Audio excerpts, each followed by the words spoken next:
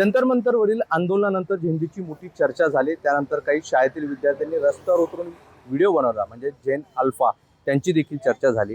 हे दोन्ही पिढी म्हणजेच सोशल मीडियावर सक्रिय असतात, त्यांचा प्रभाव असतो असं सांगितलं जातं।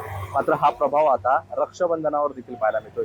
मी सध्या छत्रपती संभाजीनगरच्या रक्षाबंधनसाठी जे स्टॉल लावलेले राख्यांचे त्या ठिकाणी आहे आणि यावेळी पारंपरिक ज्या नेहमीच्या राख्या आहेत त्याला बगल देऊन आता झेंजी साठी लागणाऱ्या ज्या राख्या आहेत किंवा नवीन झेंजीला आवडणाऱ्या ज्या राख्या आहेत त्या मार्केटमध्ये येताना पाहायला मिळतात आणि एक वेगळी चॉईस जी नवीन पिढींची आहे ती या ठिकाणी पाहायला मिळतात।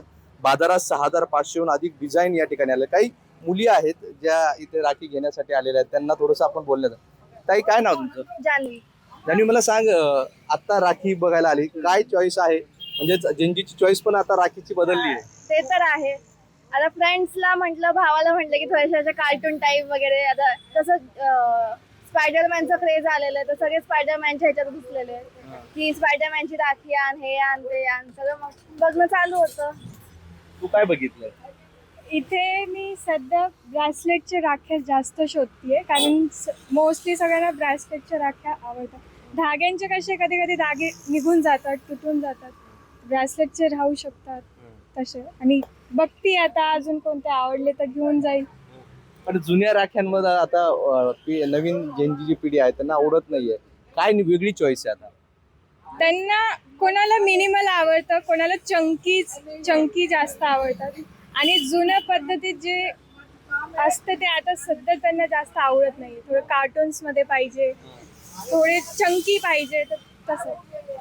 ही नवी पिढी आहे, यांचा प्रभाव आपण बघतोय की सोशल मीडियावर मोठ्या प्रमाणात असतो आणि जे ट्रेंड आहे त्याकडे या झेंजीचं जास्त लक्ष असतं, त्याला जास्त महत्त्व दिलं जातं। दुकानदार आहेत त्यांना पण थोडंसं विचारलं, काय नवीन पिढीची सगळी चॉईस पण बदलते का आता?